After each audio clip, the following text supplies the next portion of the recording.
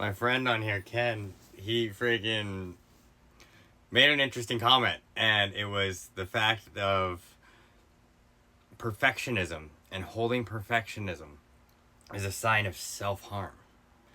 And it's a way of self-harm. It's a way of self-abuse. And it's so freaking true. Like, damn, that hit me. Because always holding myself to this perfect state that I could never achieve, I could never be satisfied.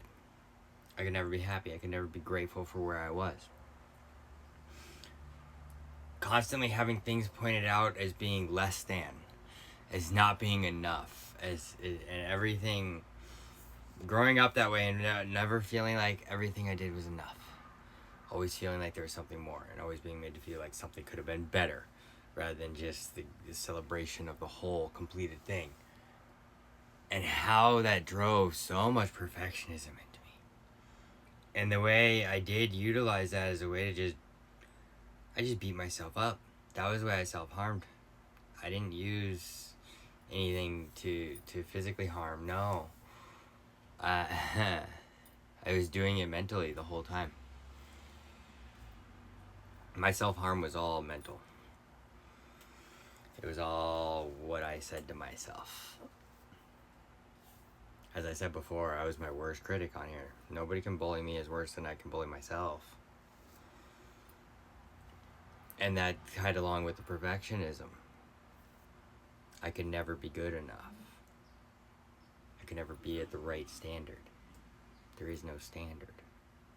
That's the thing. There's no standard to reach. There just is. There's the way you can do it. Itchy.